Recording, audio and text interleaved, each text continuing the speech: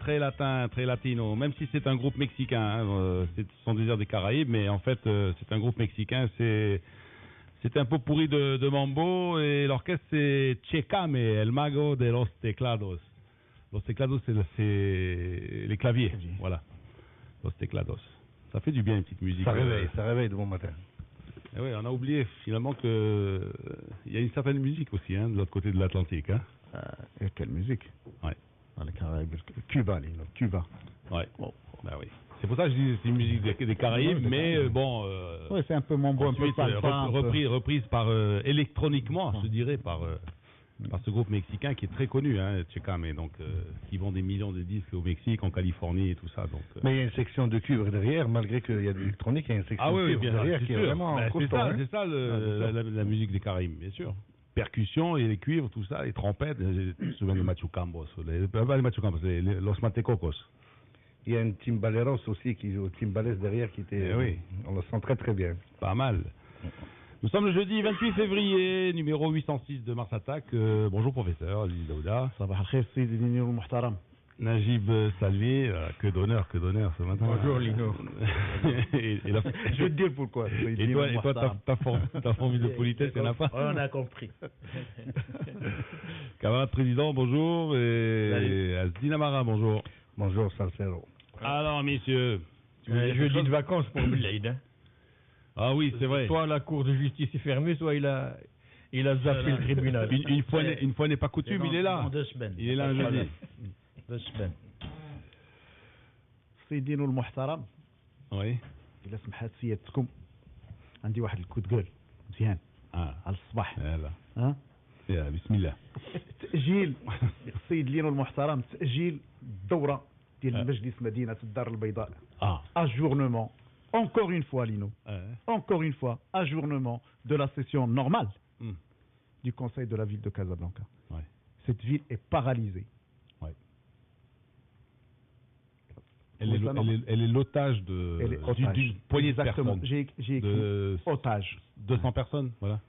Est-ce qu'on peut qualifier ces gens de politiques, Lino? En toute sincérité. Est-ce que le qualificatif de politique, dans le noble sens du terme, est applicable à ceux qui bloquent la session de la ville la plus peuplée du Maroc, la ville phare du Maroc, le poumon économique du Maroc, parce qu'en agissant sur la ville, comme ça, ils agissent sur les citoyens de Casablanca, sur le développement de la ville, mais ils agissent aussi sur l'ensemble du territoire. Ils ont fait un choix. Qu'avait dit un certain Benima une fois? Il a dit, messieurs les Casablancais, chers Casablancais, chers Casablancais, que voulez-vous?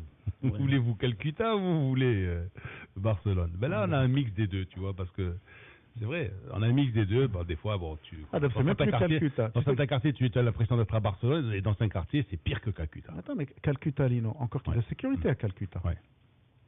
غتولي عندك كينشاسا هنايا ولا لاغوس ولا شي حاجه اخرى. Parce qu'avec l'insécurité qui se développe, avec ce malaise que ressentent les citoyens de certains quartiers de Casablanca et tous les Casablancais finalement. Tout le monde est dérangé par ce qui se passe à Casablanca, la saleté, l'insalubrité, le développement anarchique, le centre-ville qui tombe en ruine. On ferme les yeux, on se bande les yeux. Moi j'en ai assez, je voulais faire encore l'énième coup de gueule sur la rue Alal Ben Abdallah, mais je crois que je vais relancer, c'est tout. Mais tout, s'il n'y a personne qui daigne. Tu parles d'un feu rouge alors que toute la ville est bloquée. Je parle pas du feu rouge, je parle de la parallèle Boulevard Mohamed V. C'est bien beau, tu as un super tram qui passe, et puis 20 mètres derrière, la parallèle 20 mètres derrière. C'est l'anarchie. Un accident. Attends, non. Hassan Sri, il a raison. Moi, ce matin, je suis passé encore. Désolé, attention, c'est très dangereux. Non, mais ce qui est plus grave. Tout Casablanca bloqué. Les projets de Casablanca sont bloqués. Mais ce qui est plus grave, c'est que la rue Al Benabla, elle est prise en otage par qui? Par 3 de tes petits amis. 3 gardiens de parking qui font la loi. Il y en a un qui fait la loi au marché central. Il y en a un qui fait la loi ici, juste derrière. Voilà, la rue de Foucault. La rue de Foucault. Mais c'est normal. Et entre les deux. Voilà. Ils font ce qu'ils veulent. C'est le Far Ils font ce qu'ils veulent. Ils laissent faire les gens des demi-tours, se garer n'importe quoi en deuxième, en troisième position. T'as des gens qui se garent en troisième position. Et cette rue Al Ben Abdallah qui est large, Elle est à deux sens maintenant, donc il faut une fois pour toutes, il faut se dire, bon, il faut qu'elle aille dans un sens ou dans l'autre, c'est tout. Tu parles d'un détail, tu parles de la vie de tous les jours. Moi, je te parle de la politique, c'est-à-dire ceux qui sont censés décider les choses pour améliorer ça, ne veulent même pas se réunir, ils veulent même pas prendre de décision, ils bloquent la ville. Pourquoi ? Parce que, comme tu dis bien l'expression, c'est toi qui l'as utilisée il y a 2 jours, parce qu'il y a des mariages contre nature dans ce conseil. Et on s'est arrangé pour faire une majorité qui n'en est pas une. Et quand tu vas... Encore qu'au Parlement, après, on parlera des conséquences. Qu'au Parlement, on parle de politique, de marge d'action, on peut laisser passer les idéologies pour eux. Mais là, c'est une ville, là, Sahbi. Les villes, elles sont dirigées par les partis politiques ou par des citoyens. Après, il y a autre chose. Que tu sois de gauche... Il y a ce problème. Belaïd, que tu sois de gauche, du centre ou de droite, tu as des intérêts communs. L'intérêt commun, c'est quoi? C'est la propreté, c'est la viabilité, c'est tout ça, c'est la sécurité. C'est ça. Élu de la ville. Et alors, un coup la politique. Si on la pense différemment, mais il faut qu'on pense de la même façon quand on pense circulation, quand on pense propreté, quand on pense... C'est ça, c'est tout. Où est le problème? Non, mais pourquoi et après, il y a ces blocages? d'autres trucs à la rigueur. Mais seulement maintenant, c'est simplement pour pas faire plaisir à quelqu'un, tu dis non, ben moi je vote pas, ou je vote contre, ou ne serait-ce que par plaisir. Parce que moi je peux pas voter comme lui, on peut pas voter la même chose parce qu'on est deux couleurs différentes. Ça, ce n'est pas encore une dérive de la démocratie. C'est énorme. Pour moi, c'est énorme. Dérive de la pseudo-démocratie. Parce que ces gens-là n'ont pas idée de l'impact de leur imbécilité, je m'excuse du terme, sur l'ensemble du Maroc. C'est le poumon économique du pays, Ibadallah. Aziz, il y a toutes les causes du blocage. Ça ne marchera jamais. Parce que là, à moins d'une intervention de l'autorité centrale, ce qu'on ne peut pas faire malheureusement, de ce que tu appelles... Tu ne peux pas. Parce que derrière, qu'est-ce que tu veux? Il y a l'état de droit, il y a l'état de droit. C'est du droit, ceux qui bloquent. C'est pas l'état de droit. Tu te rappelles, il y a une année, on a parlé de quelqu'un qui a soutenu une thèse d'État sur le dysfonctionnement du conseil de la ville. On l'a dit ici même. C'est quelqu'un qui a travaillé de l'intérieur. Après 4 années d'expérience, il est venu, il a pondu des textes pour dire voilà ce qui ne marche pas. Essayez, messieurs, de transcender tout ce qui est blocage juridique au profit de l'intérêt général de la ville. Mais ça n'a jamais été fait. Et on est encore en train de voir et de vivre des positions politiciennes, davantage que politiques. Il y a des intérêts derrière, il faut le dire. Et le système des élections, malheureusement, a débouché sur des choix qui ne sont pas du tout orthodoxes. Et on a des gens qui sont loin, mais alors loin, de se préoccuper d'intérêt général.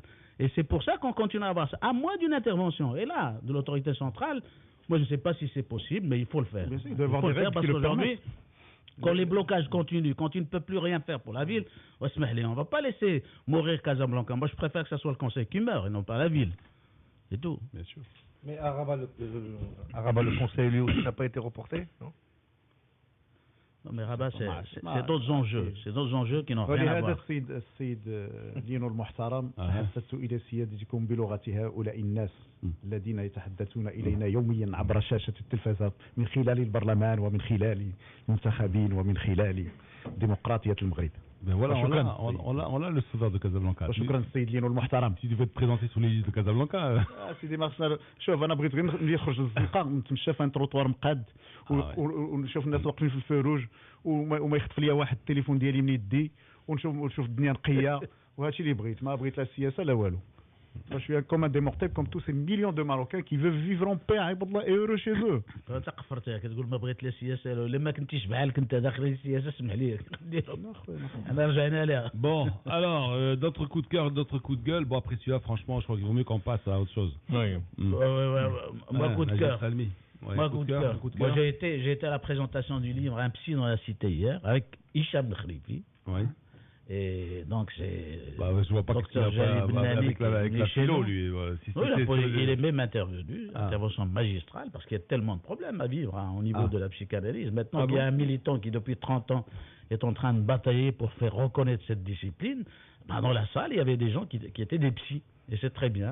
Donc dissociation entre psychologue encore une fois, psychiatre et psychanalyste. Vous savez qu'il y a une confusion là-dessus. Et quand en football on disait aux joueurs, allez, on vous ramène un psychologue, il disait tout, il l'a levé, et puis que faire? Importer la psychanalyse, l'adapter au Maroc, ou se la réapproprier. Donc c'est cette troisième thèse qui préoccupe le docteur Jalib Nani, et il raconte beaucoup de choses sur le Maroc, sur les jeunes, sur l'adolescence, sur la sexualité, sur la politique, sur des tas de questions qui préoccupent les Marocains. Donc un livre à lire, à relire pour ceux qui ont des enfants, pour ceux qui n'ont jamais grandi, qui sont restés des adultes, ou alors des enfants comme Azin Amara, hein, l'éternel gamin. On pose des questions comme ça, pourquoi on reste gamin? Pourquoi on ne grandit pas? Tu me prends en gamin alors. Pourquoi pas? Tu sais, Ouais, c'est quelqu'un de grand que j'aime beaucoup qui disait l'enfant dicte, l'homme écrit. Je te prends dans ce sens-là. Et la femme décide. Alors, les premiers SMS au 5030, coup du SMS, il dira TTC. Si Aziz allait voir le nombre de dossiers d'investissement soumis au conseil de la ville et bloqués par ces mercenaires pour des raisons anarchiques. Oui. Et vous voulez qu'on avance. Et en bloquant des dossiers comme ça, c'est des Marocains en chômage et c'est des familles dans la misère. Ouais. Qui attendent du travail qui est là. Le travail est là, Ibadallah. Ben oui, attends, mais il est bloqué par les élus. Il ne faut pas avoir l'idée de déposer un dossier, sachant qu'il y a certains membres du conseil municipal qui opèrent dans le même secteur, tu vas lui faire concurrence. Ah ben oui. Ça aussi. La dernière fois, il y a 2-3 semaines, les architectes ont poussé un coup de gueule énorme. Les projets de construction bloqués dans différentes villes du Maroc. Pour des intérêts mercantiles, pour des intérêts obscurs, gars. Oui, et derrière, il y a des collègues à eux qui ont des intérêts. Le petit chantier d'une petite bâtisse économique. Alors, par le temps qui court, Hicham de Casa, la démocratie, mes amis, je ne sais pas s'il a dit la, parce qu'il a mis 14 ans, la démocratie ou la démocratie. Je ne sais pas qu'est-ce qu'il voulait dire par là. Il y a quelqu'un qui s'est amusé, en revanche, c'est Mohamed de Casa, qui dit un petit mot sur la tournée de Gad El-Maleh. Nous avons bien rigolé, vivement recommandé à ceux qui veulent passer 2 heures de... Voilà, qui veulent rire pendant 2 heures. Il est membre du conseil de la ville de Casa. Mais il faut trouver les billets. Pour trouver les billets. Les billets ont disparu encore. Alors, c'est la faute au conseil de la ville, non? Laissez Belaïd développer. Développe, Belaïd, développe. Alors, si Belaïd, il n'y a pas de mariage contre nature. Pour l'intérêt général, on doit oublier qu'on est rouge ou bleu et avancer vers l'avant. Oui, c'est ce qu'on a dit. C'est-à-dire, ça ne marche pas pour ceux qui ont voté, ne cherchent que les objectifs des caméras, leur intérêt, tout ça. C'est ce qu'on dit. Il faut faire la sociologie. Un chauffeur de Casa, enfin peut-être un usager qui dit bonjour cher maître au pluriel, Bzef alikoum Casablanca. Et puis un autre, il y a quelques élus et beaucoup de mercenaires. Voilà, ça commence bien. Il y a des élus, c'est vrai. Il y a des élus, il faut les saluer, qui travaillent pour l'intérêt général. Ils existent heureusement pour nous. On les connaît, ils se reconnaîtront. Alors, Tariq qui nous dit Aziz, la démocratie pour des gens qui ne la comprennent pas, qui l'interprètent comme ils le veulent, qui se l'approprient. Cette démocratie ne fera que nous faire sombrer davantage dans l'obscurité mercantilisme. Alors, il y a quelqu'un qui s'inquiète de ta feuille d'impôt, comme d'habitude. Je paie mes impôts comme tous les citoyens. Et j'espère que ce monsieur paie autant d'impôts que moi. Comme lui, voilà. Alors, bonjour. Je sais de quoi je parle. Tant que monsieur Sajid n'a pas satisfait tout le monde, ça sera toujours comme ça. Des intérêts personnels, ce qui compte pour ses élus. C'est vrai, aussi. Ouais. Mais est-ce que Sajid ne serait pas... Attendez les gars, moi j'ai assisté à une réunion de conseil. Et franchement, c'était très théâtral. C'est quelque chose de... Oui. Les gens ils disent bon, tu vas voir Gad Elmaleh, tu rigoles pendant 2 heures, mais tu vas là-bas, comme les séances durent 4-5 heures, tu rigoles pendant 5 heures. Et c'est gratuit en plus. C'est gratuit, tu vois ce que je veux dire? Ah oui. Je veux dire que moi j'ai l'impression qu'il est pris en otage. Il est pris en otage. Qu'il est complètement déconnecté. Pas déconnecté, mais en fait, il y a aucun atome crochu entre lui et la plupart. Je dis pas tous. Mais pour fonctionner la ville, il recourt à des prérogatives qui sont la propriété du président, heureusement du président du conseil, parce qu'il règle un certain problème, parce que c'est non, mais il faut voir le statut aussi, parce que c'est bien beau de dire le maire, mais le maire de New York, le maire de Paris, le maire de Rome, ça fait conseil ou pas conseil, il prend des décisions. Non, il est soutenu par une majorité normale, je suis désolé, il a une majorité normale. Ici, il y a des mariages contre nature, tu n'as pas de majorité sur laquelle tu t'appuies pour sport fait passer les décisions. Ça se passe autrement ailleurs. D'ailleurs, le maire de Paris, il est venu ici, il l'a dit ici à Casablanca. Il a dit, j'ai rien compris. On retrouve de toutes les couleurs dans le même conseil et ça marche. Il l'a dit ici. C'est très compliqué. Voilà. À la mairie de Paris ou dans les autres mairies, effectivement, il y a toujours une majorité. Il y a une majorité, oui. Qui fait que ça bascule assez facilement, quoi. Mais fait, parfois, il y a des décisions qui sont prioritaires, peut-être. On devrait donner la main, par exemple, il faut lui donner la main au moins 2 ou 3 fois, qui passe outre tout ça. Il décrète, non, c'est comme ça, ça doit marcher comme ça. Ouais, mais... Je sais pas l'article, comme ils disent. Tu peux faire. Comme ils disent. Tu as compris?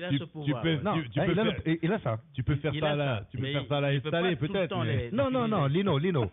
Au Parlement français, parfois, quand c'est trop compliqué, ils sortent l'article, je sais pas, 49.3, je sais pas comment ils l'appellent, et ils passent outre de tout ça. Parce qu'ils se disent, on va être empêtré dans trop de revendications, de blocage, et il passe outre ça. Donc on peut lui donner la main 2 ou 3 fois l'année ou sur des projets pour se dire, il faut que j'avance. Absolument. Bon, ben voilà, conseil pour les agences, on se retrouve tout de suite après.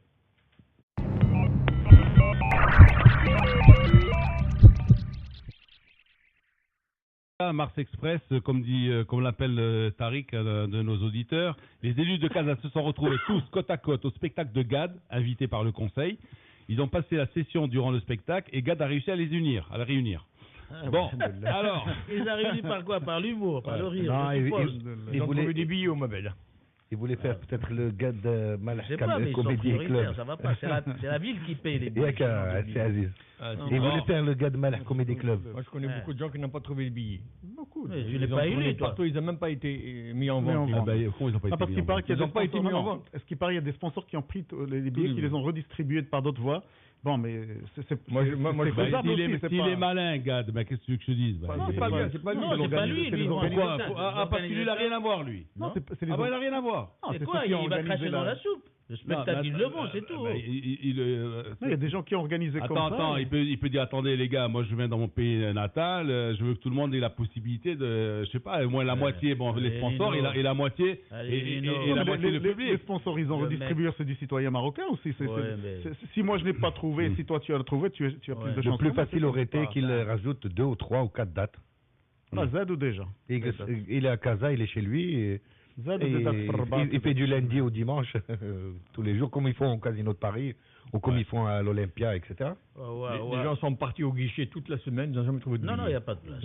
C'est vendu par les gens. À la rigueur, bon, ils peuvent faire ce qu'ils veulent, les organisateurs, mais au moins informer les gens, c'est tout. Dire, bon, dites qu'il n'y a pas de place, dites qu'il y a seulement 500 places qui sont en vente ou 200 places qui sont en vente. Attention, ils vont être mis en vente aujourd'hui. Et les gens, à 6h du matin, ils se pointent devant le guichet, et puis c'est tout. Là, il est en rodage. Les 200 premiers prennent les billets, puis... C'est le rodage de son nouveau spectacle. Bon, c'est son spectacle qu'il a adapté, qu'il a appelé Blazwak. Ah bon. Voilà. Je crois que c'était son nouveau spectacle qu'il est en train de rôder un peu, parce que comme ils font toujours, avant de passer à Paris, ils font la tournée de plusieurs villes. Attends, c'est pas le même public. Tu sais, il faut qu'il teste tout, parce que lui d'abord, il vient d'où? Il vient du Maroc, donc ses blagues sont plus posées sur le sourire marocain, sur la rigolade marocaine. Et quand il va là-bas, bon, il enlève ce qu'il doit enlever, il rajoute ce qu'il doit rajouter. Tu vois, c'est un peu. Lui, il a les élus, bon. Bon, les gars, alors, le Raja, est-ce qu'il a souffert plus que prévu hier face à Al-Qawajawi? Moi, non, il n'a pas vraiment trop souffert, mais quand même, l'équipe irakienne a donné quand même un peu de fil à retordre à cette équipe. Elle m'a démenti en particulier. Ouais. Parce que franchement, des gars qui jouent pas depuis 3 semaines, ils jouent pas. Depuis non, mais il n'a jamais été mis en danger, le Raja, durant tout le match. Non, il n'a pas été mis en danger, mais ça n'a pas été très facile.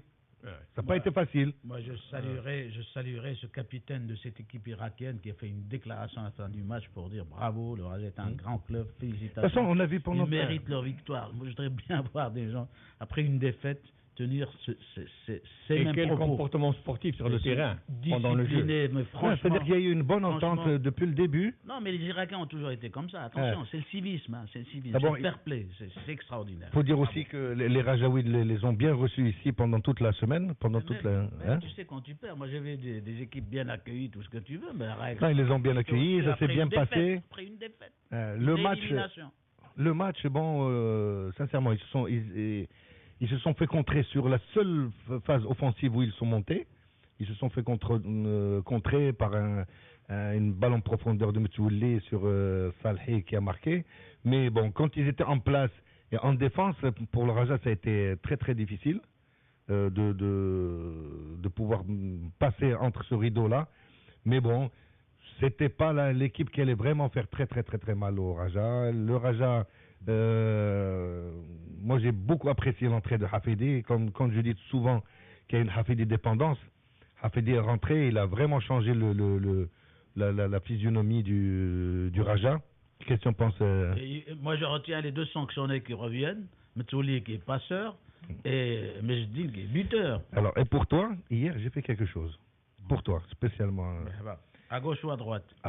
Hier j'ai fait droite et gauche et j'ai coché toutes les gauches et toutes les par où ils sont passés.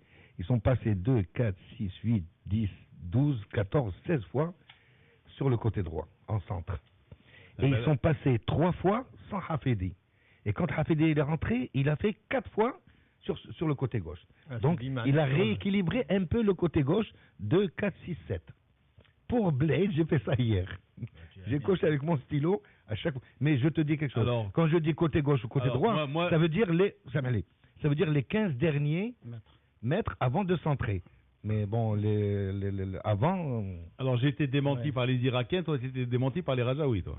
Non, tu dis toujours, il joue à gauche. Il joue à droite, j'ai toujours dit. Ils ont confirmé. Il joue à droite. Ah ouais, les noms. On s'est amusé pour dire. Non, mais en parlant de droite-gauche, je verrai plus, moi. Entre la droite et la gauche. À droite, ils centrent toujours sur la droite.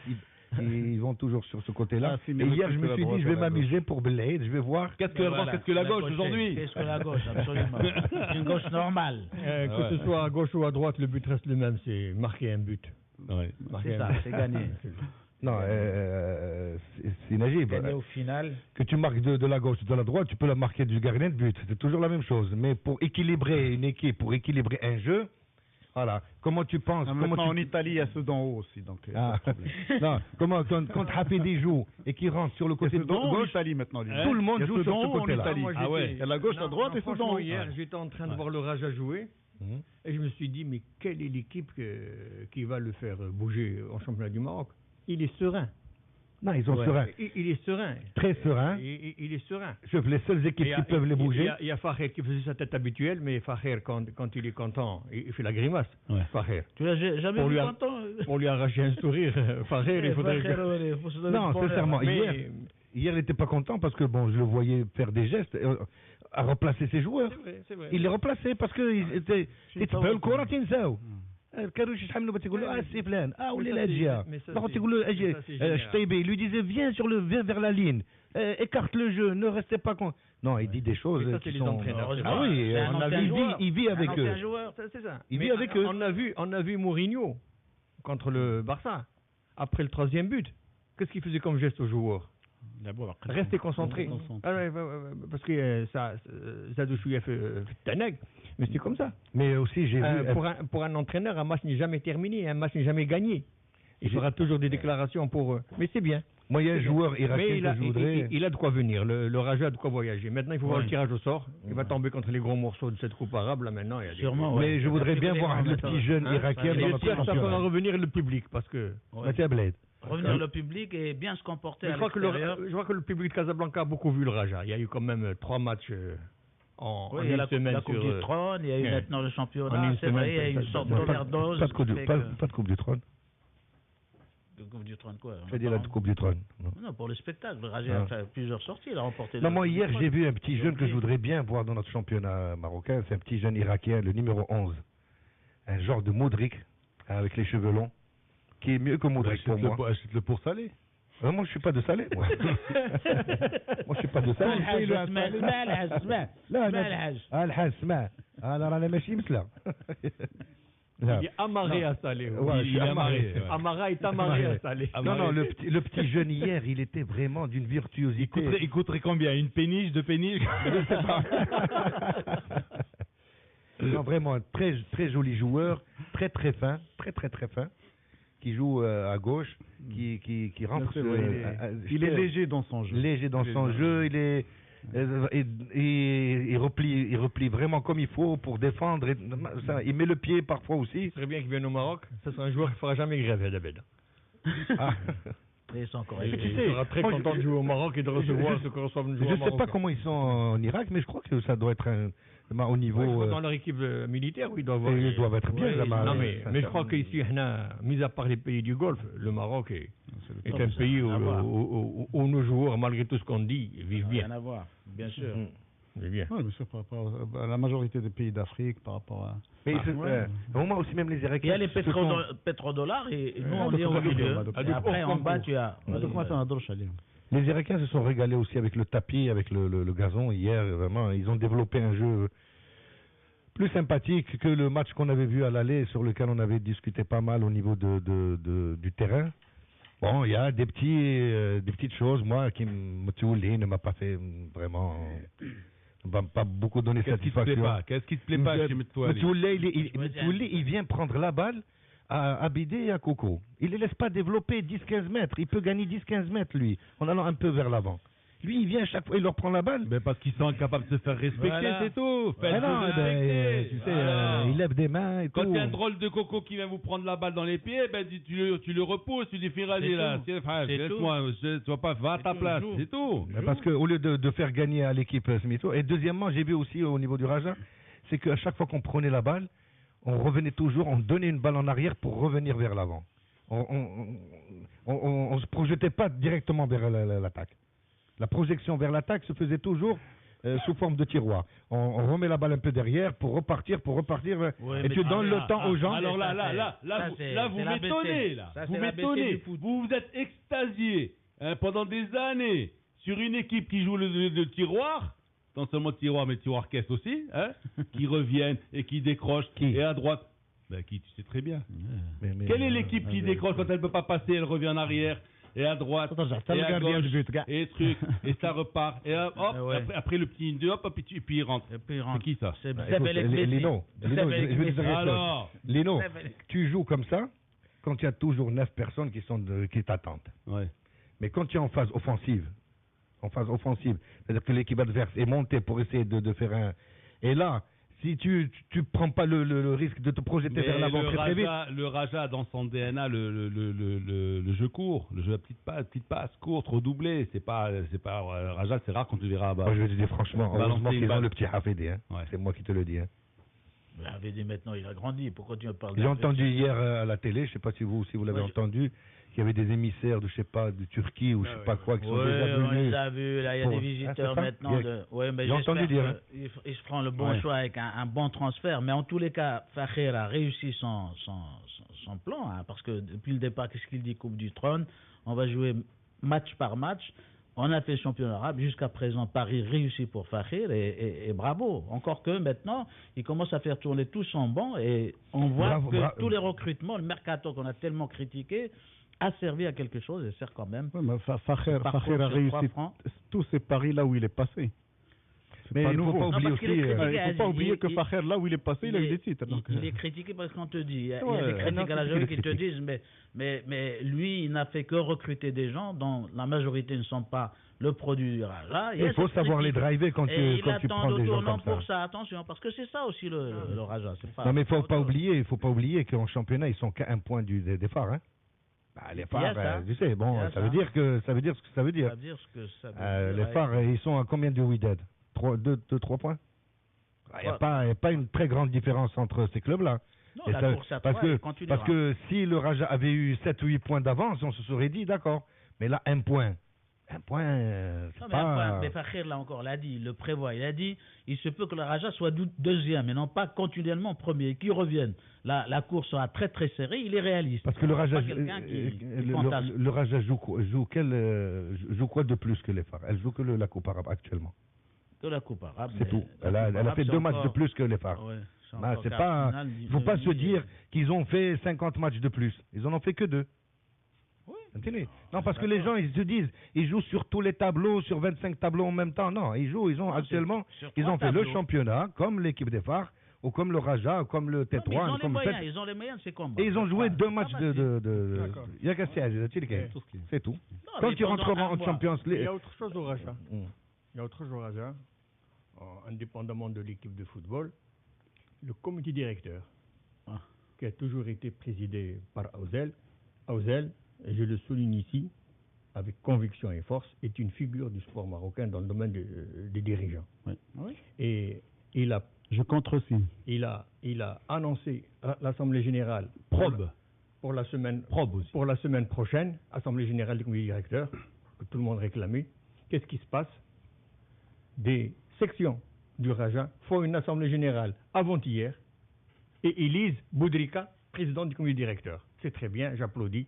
Boudrika est le patron du club de foot, il est normal qu'il soit président du comité directeur. Mais moi, j'aurais voulu qu'un Aouzel soit au moins présent à cette Assemblée Générale. Aouzel n'était pas présent. Il refuse d'assister. Non, mais comment une figure comme Aouzel quitte comme ça la scène du football et du Raja de cette manière-là, même pas...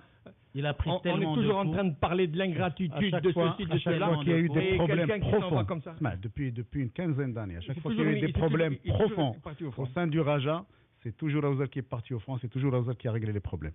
Dernièrement. Non, il ne faut pas l'oublier. On est d'accord. Alors des figures comme ça, on ne s'en débarrasse pas. Des figures comme ça, on les respecte. Oui, d'accord. Je vais vous dire même plus.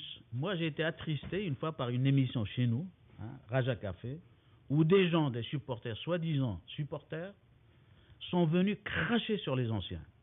Il y en a qui a été traité de mafieux. Il y en a...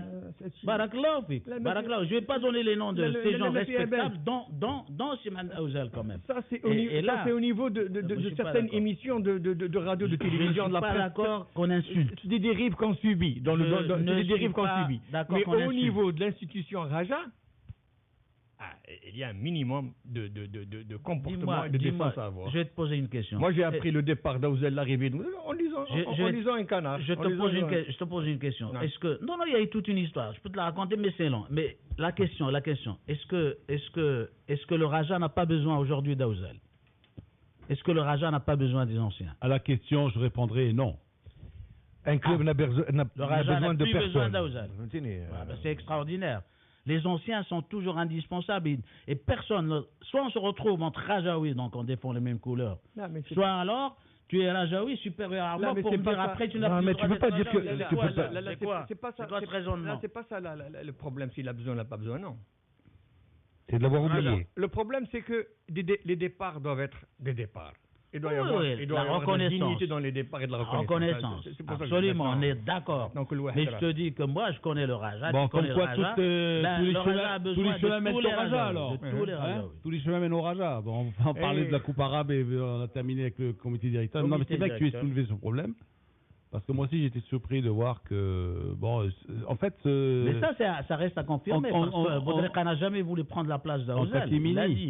Il a dit. Alors, si maintenant, eux, ils l'ont mis, ils vont accepter. Alors, est-ce que cette Assemblée Générale a-t-elle été convoquée, mon cher Najib Salmi? Dans les normes. Dans les normes ou non? Moi, j'ai lu le commentaire de l'Assemblée Générale et les conclusions et les résultats. Et avec un titre choc dans un journal, le Boudrika renvoie à Aouzel ou la tabla à Aouzel, un truc comme ça. Déjà ça c'est des commentaires. Pour mettre fin à tout ça, on aurait dû faire quelque chose dans les règles. D'un côté, quelqu'un qui doit devenir normalement président, c'est Boudrika, parce que c'est comme ça dans le sport, celui qui est patron du club du foot devient patron du comité directeur. Ce qui est anormal. Ce qui est anormal. Ce qui a été demandé actuellement. Ce qui a été demandé plus ou moins actuellement. Ce qui est anormal.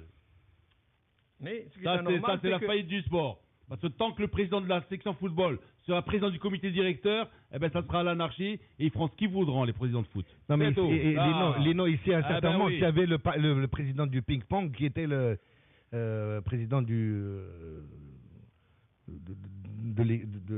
comité directeur. Et ça faisait un peu bizarroïde, quoi. Pourquoi bizarroïde? Pourquoi? Il est compétent. C'est difficile. Il est compétent. Il y a 3 pongistes qui jouent. Déjà que hier, on disait que le football a tué pas mal de sports sur le Maghreb et il continue à appauvrir le sport marocain parce qu'on n'en fait que dans le football. Maintenant, on veut aussi la main mise, même sur... Non, c'est pas ça. C'est pas ça. Non, je dis pas ça. Tu sais que dans le football, il y a il y a plus de personnes qui sont... Le football, ils gèrent mieux leur sport que ce que font les autres. Non, les pires dirigeants que nous avons, les moins compétents, c'est ceux du football. Parce qu'au football, c'est facile, il y a l'argent. Mais celui de l'athlétisme, de l'handball, le ping-pong, c'est celui-là le véritable dirigeant. C'est à celui-là de diriger. C'est l'esprit associatif. C'est celui qui attend des sites pour les dépenser. Tu es en train de dire des choses qui, aujourd'hui, vis-à-vis de la loi, ne veulent plus rien dire. Parce que la loi, le conseil d'administration à venir dans les structures du football, ça sera le président de la sélection football. C'est lui qui ira au football. Alors parlons de ça. Juridiquement maintenant, on a décidé ça. Et c'est peut-être ce que fait Boudrika, encore que moi, je connais la réaction de Boudrika à l'égard du comité directeur et à l'égard d'Aouzel. Lui, il a toujours dit non. Eh bien, ceux qui l'ont poussé, ce sont ceux qui l'ont renvoyé du club du Raja. Le club House, il devait venir tenir une assemblée. Ils ont dit non, on est chez nous au football. Il a dit, mais je suis désolé, le football n'a rien à voir avec vous. Cherchez un local si vous avez votre section. Ben, il y a eu ce problème, ce débat au Raja. Bon, maintenant, certainement que Hadnes, qui veulent que Boudrika y soit, il veut être plus royaliste que le roi, c'est tout. Et ça n'a rien à voir sur le plan juridique. C'est malheureux. Bon, on prépare et on verra. Vrai, on verra. On connaît toutes les coulisses. Bien sûr, les coulisses. Mais c'est dommage, c'est tout. C'est dommage. À l'adresse de ceux qui parlent en mal de Simham Daouzal, moi j'ai côtoyé Daouzal pendant 12 années. 12 années dans un contexte oui, celui qui dit... Alors, des dirigeants de la trempe Daouzal, ça ne court pas les rues Fulmari. Absolument. C'est des gens d'exception. C'est un témoignage que je tiens à apporter ici. Je l'ai côtoyé 12 années. 12 ans, c'est pas facile. C'est quelqu'un qui n'a jamais coûté un sou à l'État marocain dans ses déplacements. Même quand il partait avec l'équipe nationale, même de football. C'est quelqu'un qui s'est toujours pris en charge. C'est quelqu'un à qui jamais personne n'a payé un café dans le sport. Un café. C'est vrai. Si. Alors qu'on arrête d'insulter des gens comme ça. Non, c'est vrai, il faut faire le bilan d'Aouzel et on verra qu'il est largement positif. Au contraire. Largement c'est Hassan Djibou pour régler les problèmes. Et c'est lui qui, pendant pratiquement 20 ans, a fait le Raja. C'est lui, depuis 1990 jusqu'à ce qu'il parte. C'est ce monsieur qui, à l'USM, tenait des réunions, fabriquait même des dirigeants. C'est lui qui a été le stratège du Raja avec tous ses exploits. Il a éteint les incendies. Il a fait son école au Raja auprès des fondateurs du Raja. Il est membre du Raja depuis 67. Il est rajaoui dans l'âme. Il est profondément rajaoui. C'est pas quelqu'un qui m'attache comme un cheveu dans la soupe Raja. Du tout. C'est quelqu'un qui est né au Raja, qui a grandi au Raja, qui a côtoyé les fondateurs, les grands du Raja, et qui a gardé cet esprit du Raja. C'est dommage qu'il soit parti en catimini. Depuis 1967. Personne n'est éternel. 1967. Personne n'est éternel. Les Aoun jamais. Mais c'est comme ça. Et bientôt, et dans quelques années, il y aura plein de séminaires et tout, où on invitera Aouzel pour donner des conférences et dire son expérience. Il sera applaudi à son entrée, comme on a fait pour Mkwar, quand on l'a chassé. Il a passé c'est bien ça le parallèle. Une période où plus personne ne lui parlait, où il était insulté, pestiféré. Il était pestiféré. Et puis... Et aujourd'hui, tout le monde... Et brusquement, en présence de Mkwar, je vous Mkwar, dire Mkwar, et ça Mkwar. Mais hier aussi, le match... C'est dans le sport qu'il y a le plus grand nombre d'ingrats. Hein. Ah oui. C'est sûr. Ouais. Non, mais on croyait que c'était fini. Et plus dur. On croyait que c'était fini, franchement. Aujourd'hui, il y a des technocrates, des gens intelligents qui respectent la mémoire, qui respectent les anciens. C'est pas de cette manière-là qu'on aura réglé le problème. Au contraire, on va en créer d'autres. Vous allez voir ce que vous allez voir. C'est mauvais d'être polémique. Quand on s'appelle Boudrika, jeune, dynamique, etc., c'est pas suffisant. Pas suffisant. Il faut respecter les anciens. Il faut respecter Aouzel. Moi, je voulais revenir hier sur une chose aussi, c'est que au début du match, les tribunes, le virage Magana, il y avait le public rajaoui. Bon, il n'était pas plein complet, quoi. Il y avait et en face, il y avait un peu de monde. Moi, je voulais savoir pour ces matchs-là. Et après une demi-heure, je ne sais pas si vous avez suivi aussi. Et ce monde-là, qu'est-ce qu'il fait dehors? En plein centre-ville, à Casablanca, c'est pas dangereux, à 20h. Ils attendent. 10-15 000 personnes entre le mbed. On va encore parler de la gestion des stades. Hier, c'était incroyable. Tout ce monde-là dehors, en plein centre-ville de Casablanca. C'est un des grands mots du stade, du football, c'est tout. Un des grands mots du football. Parce que laisser autant de monde à 20h. MAUX, évidemment. 19h30, hier à 19h30 à peu près. Ils sont rentrés, parce que le match a commencé à 19h, eux ils ont dû rentrer vers 19h30 à peu près. Mais autant de monde dehors, dans ces quartiers-là, à cette heure-là, c'était un peu... De toute façon, il faut faire avec. Bon. Alors, qu'est-ce qu'on peut dire? Que maintenant, la compétition est arrivée au stade des demi-finales. Il va y avoir le tirage au sort dans quelques jours à Alger. Hein, et puis, demain, le 1er mars. Et puis, les adversaires éventuels les adversaires du Raja peuvent être un club égyptien, Ismaili, du Caire. Un club algérien, l'USMA. Prestigieux club. Ou bien un club koweïtien, l'Arabi, qui a éliminé les Saoudiens de Nasr, Riyad. Voilà. L'USM Alger a éliminé un club jordanien, le Boca. Et puis, qu'est-ce qu'il y a eu? Penalty. Non, pas c'est Belouizdad qui a éliminé au penalty. Le club égyptien paraît un peu au-dessus du C'est Belouizdad qui a éliminé. C'est Ismaili qui a éliminé Belouizdad au penalty, 4-1. L'USMA avait gagné déjà 6-1 en Jordanie et ils ont gagné 3-2. Ils s'étaient déjà qualifiés. Ils ont gagné 3-2 au retour. L'USMA, c'est un vieil ami du Raja. Ouais. Ça rappellera des souvenirs. Ouais. Badou Zaki a failli entraîner l'USMA. Oui, ça s'est dit à un moment, oui. Il a même failli entraîner la Libye. Badou Zaki, on l'a vu entraîneur partout, Badou Zaki. Au Sénégal. Et puis, USMA Mouloudia d'Alger, c'est le derby. Hein. C'est le derby, oui. Ça a une valeur, un poids spécifique comme chez nous ici, le Rajawak. Hein. Rajawak, oui. Bon. Avec un stade qui se remplit en 10 minutes là-bas, voilà le contraire. Ouais. Tu sais, le derby d'ici, quand c'est le Raja Louidad, il se remplit très très vite, à partir de 9h du matin aussi. Hein. Ouais, non, mais là-bas, il se remplit entre... 10 minutes du coup d'envoi. Je sais pas, tu as été, moi j'ai assisté à un derby, Mouloudia d'Alger et USMA. Et d'ailleurs, je chambrais mon copain, je lui disais, dis-moi, est-ce qu'il me parle de derby, le stade il est vide. Il me dit, quelle heure? Je lui dis 2h moins 20. Le match commence à 2h. Il me dit, t'inquiète pas, ils arrivent. Et après, en 10 minutes, paf, le stade se remplit. Organisation. Ouais, mais tu sais, même à Johannesburg, il y a Durban, quand tu es en le stade se remplit en 10 minutes. 10 minutes, un quart d'heure. Parce qu'ils sont ils sont en train de boire quelque chose, ils sont en train de se balader et tout. Non, les places sont numérotées. Mais bien sûr, numéroté. Tu as ta place garantie. Et même si tu arrives à 10 minutes de la fin du match, ta place est vide. Non, mais même si tu viens pas, ta place reste vide pendant tout le match. Ta place reste vide. Bien sûr. Il n'y a personne qui rêverait, qui oserait venir s'asseoir à une place qui n'est pas la sienne. Voilà. Il y a Asdin qui parle... Même à Durban, partout. Il y a Asdin qui parle d'Afrique du Sud. Je vais sauter du coq à l'âne, si tu permets. J'ai... Une requête. Roger Federer, maestro de tennis. Sa mère est sud-africaine. Ah, ça, je ne savais pas. Et il était là pendant la CAN. Pas pour la CAN, mais pour continuer le parrainage. Il finance 40 écoles dans la région natale de sa maman. Dans le Natal ou ailleurs? Non. Roger Federer. Et il va là-bas. Il a dit il a déclaré qu'il n'avait pas de racines africaines, mais il se sentait proche de ces gens. Et il fallait que son argent aille là où les gens en ont besoin. Ah, ça c'est bien ça. Et il a une fondation, Roger Federer, qui est faite pour l'éducation. Il a dit parce qu'il faut que ceux qui ont de l'argent apprennent à ceux qui n'en ont pas comment ils peuvent vivre. C'est magnifique que tu vas regarder peut-être ce soir ou demain contre... C'est magnifique. Et puisqu'on parle tennis... On s'en serait douté, remarque, hein, parce que c'est un gentleman. Et puisqu'on parle tennis, il y a un jeune joueur qui a écrit, c'est étonnant, mais il a écrit sa biographie. C'est Marcos Baghdatis, le chypriote. Il raconte comment il est arrivé au top 10 du tennis.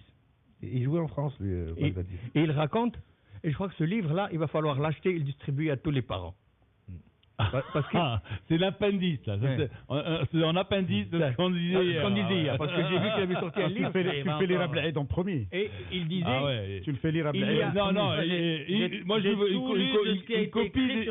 une copie dédicacée pour lui, dans son expérience, il dit quels sont les sacrifices, quelles sont les souffrances, quelles sont les humiliations qu'on doit subir pour arriver un jour à être dans un central. Et il faut lutter contre ça.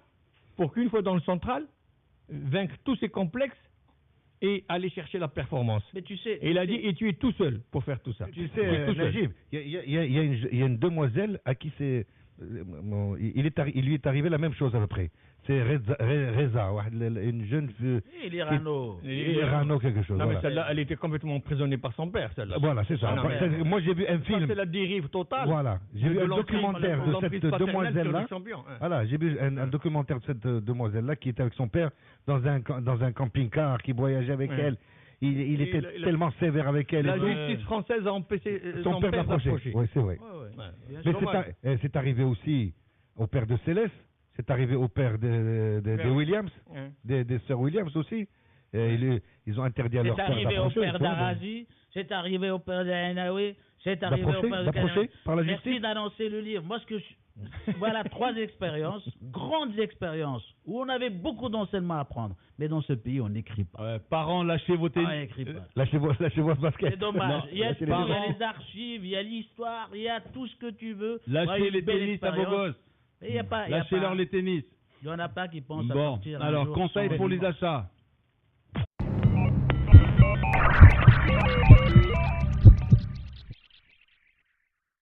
Donc, avec le camarade président, Belaïd Bouimid, un auditeur s'interroge, mon cher ami. Il dit, toi, homme de gauche, que fais-tu avec tous ces gens de droite? Qui c'est qui lui a dit qu'on est de droite? Non. Quelle est la question? Quelle est la question? Bon, en fait, je sais pas, qui est de droite, qui est de gauche, bon ça. Alors, où commence la gauche? Ouais. Où se termine la droite, vice-versa. Ouais. Non, mais, arrêtez. Alors, Anzi Lamara avec le professeur Aziz Daouda, avec Najib Salmi, notre invité Gilbert Goudzo qui est déjà avec nous. Donc, on va parler automobile tout à l'heure, mais il peut. De gauche ou de droite? Il peut de gauche ou de droite? Lui, il est à droite parce qu'on roule à droite au Maroc. On roule à droite au Maroc, n'est-ce pas, Gilbert? Exactement. Pour le moment, on roule à droite.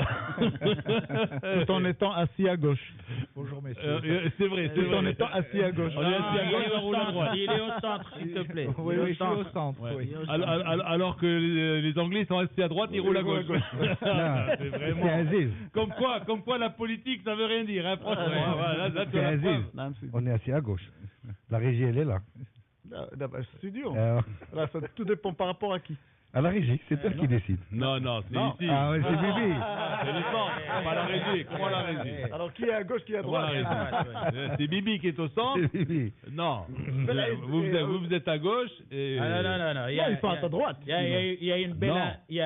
Ils sont à ta droite. Mais ils sont à ma droite, mais l'arc, tu le vois devant toi. Non, donc ils sont à ta droite, Lino. C'est toujours par rapport à la droite du président de la. Et moi, je suis à gauche de la droite. Moi, je suis pas président. Je suis à gauche de la droite. Tu la connais, celle qui lui dit à Feu Boumdienne, c'est une anecdote très ancienne. Il lui dit, qu'est-ce qu'on fait? Ils ont sa bagnole avec le chauffeur. Il lui dit, qu'est-ce qu'on fait? Alors, il dit, tu fais le signe à la gauche, tu tournes à droite. Qu'est-ce que c'est que ces petits signes là? Hein? Ah, d'accord. Bon. Je te dis, tiens-toi bien, tu as une caméra sur toi, Lino. Ouais. Voilà ce qu'il te dit. Vous êtes espionné. Alors, je ne sais pas si on peut rapporter ce que Mehdi nous envoie. La Mehdi, qui est un auditeur au 5030, coup du SMS, il y a un petit essai. Mehdi de Casa, il dit il a rencontré Gad au lounge d'Orly. Bah, c'est bien, Mehdi. Certainement, il doit voyager en business ou en first class. Et alors, il paraît que Gad lui aurait dit les Herbati pour sortir, ils vont à Casa. Ah, c'est vrai ça? Ah, tu vois. Et les Casa, je laisse Najib répondre. Il a dit la vérité, mais il lui a pas fini. Toi, tu es Slaoui. Il fallait qu'il lui dise les Herbati pour sortir vont à Casa et les Kazaouis pour sortir, ils vont à Marrakech. Ah oui, c'est vrai. Ça, c'est vrai. C'est ça. La vraie devise, c'est ça. Et les Maraîchis, ils vont où? Il reste Jdida. À la sortie de Marrakech avant, c'était Jdida. L'été. Ils sortaient pas autrement. Ils vont à Walidia. Oui, ils ont même des maisons à Sidi Bouzid. Beaucoup. Alors, on va commencer par... on voulait parler un petit peu de... Tout à l'heure, comme ça, par curiosité, je suis allé voir les salaires des joueurs, tout ça. Et en fait, j'ai découvert que Belhanda, quand même, est dans le top 10 des salaires, des valeurs de marché, je veux dire, pas des salaires, dans le marché français, en Ligue 1. Top 10. Dans le top 10. Alors, il doit être parmi les 10 meilleurs, oui. Il est dans les 10 meilleurs. Bon, en plus, sa cote a baissé depuis... Ils sont beaucoup ex aequo. Donc, alors, la valeur, valeur top, c'est Thiago Silva, 40 millions d'euros. Alors, évidemment, les 6 premiers, ce sont 6 joueurs du PSG. Hein. Non, mais Lino, valeur actuelle ou valeur avec. Valeur actuelle à Sarvi. Valeur actuelle, ça c'est un site anglais. Les Anglais, ils sont précis. Ils ont inventé le méridien de Greenwich qui passe par chez eux, couché. Ils roulent à gauche et tout. Lino, ce que je voulais te dire, c'est que Thiago Silva, effectivement, le PSG l'a acheté ce prix-là. Mais si elle voulait le revendre, ne serait-ce que demain matin, est-ce qu'il va rapporter ce prix-là? Parce que Blenda a été calculé sur quelque chose où il n'a pas été encore vendu, lui. Alors, les mecs, ils définissent une valeur. Je sais pas maintenant, c'est valeur, pas valeur. Non, c'est qu'ils ont des indices pour te dire, voilà, ce joueur devrait Thiago Silva, écoute, aujourd'hui, en théoriquement, après tu donnes ce que tu veux. Après peut-être que même à 20 millions d'euros, peut-être personne ne veut Thiago Silva. C'est tout. Et après, tu as un mec qui va arriver, il va te dire, moi je te donne 80 millions d'euros pour Thiago Silva. C'est une cotation. 40 millions Thiago Silva, 35 millions d'euros Lucas, 35 millions Zlatan, 28 millions, on descend un petit peu déjà, Lavezzi, 27 millions Pastore. Ça c'est justement parce qu'ils ont tellement... Alors c'est une cotation, c'est une cotation. Bien sûr. Alors, Ménez, ça descend 19 millions d'euros. Mandanda, les gars. Parce que les gardiens sont rares, Lino. 17 millions. Belhanda, 12 millions. Sako, Mamadou, 15 millions d'euros. Ayou, André, 15 millions d'euros. Belhanda, Younes, 14 millions d'euros. Oui, mais il sont des chiffres, encore une fois, qui ne veulent rien dire. Il faut que laisse le temps, voilà, qui laisse le... comme les Italiens, qui laisse le temps qu'il trouve. 5 millions d'euros, vous savez. Mais bien sûr. Non, c'est-à-dire qu'en fonction de ce classement, déjà, tu peux dire, bon, ensuite, tu as Gomis, Sirigu, Valbuena, tous ceux-là, ils sont tous à 14 millions d'euros. Après, tu as Matuidi, 13. C'est surévalué. Personne ne mettra ses sommes sur ces joueurs. Chedjou, Verratti, Payet, Capou et Gamero, 12. Et Thiago Motta, 11 millions d'euros. Il faut que le Qatar achète 14 clubs pour que... Najib, il n'y a que les Russes, les Anglais encore un peu, parce que ceux qui veulent se dépêtrer un peu du bas du tableau, comme Newcastle et compagnie, là, West Ham, font des recrues un peu à cette hauteur-là, à hauteur de 6, 7 jusqu'à 10, 12 millions pour sauver un peu leur... et bon, comme... et les Turcs aussi... Moi, ce qui me fait marrer dans cette histoire, c'est que Rachid Taoussi, le petit millionnaire, entraîne un milliardaire. C'est compliqué. Hein. Mais tu sais, la plupart des arbitres... C'est le lot de tous les entraîneurs. C'est le lot de tous les entraîneurs. Sauf un ou deux, comme Mourinho. Mourinho, je pense qu'il a le plus gros salaire. Il touche comme... Il touche plus que eux, même de 1 euro, ne serait-ce 1 euro, mais il touche plus qu'eux. Absolument.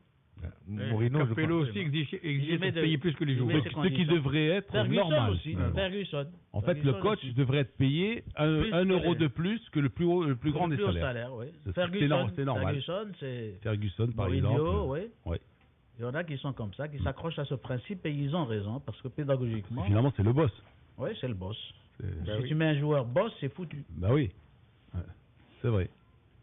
C'est vrai. Ça, au moins, tu vois, aujourd'hui, on sera parti avec on aurait pris une décision. Je ne sais pas si elle va être entérinée par le conseil municipal de Casablanca, mais on peut toujours la mettre au PV. Hein, voilà. Dorénavant, chaque entraîneur de Botola Pro devra toucher 1 dirham de plus que le plus gros des salaires. Et tu mets ça ils vont nous remercier, les entraîneurs. Hein, ils vont nous remercier. Ça en délibéré à Casablanca, comme ça, la décision, tu l'auras jamais. Voilà. Mais justement, c'est pour ça. Lino, tu parlais de Belhanda. Belhanda a vu sa cote baisser de moitié à peu près entre la fin du championnat de l'année dernière et maintenant. C'est-à-dire qu'il coûtait 28 millions d'euros avant? Non, Nicolas avait demandé 25 millions. Il est tombé à 14. C'était presque, ça allait presque être fait.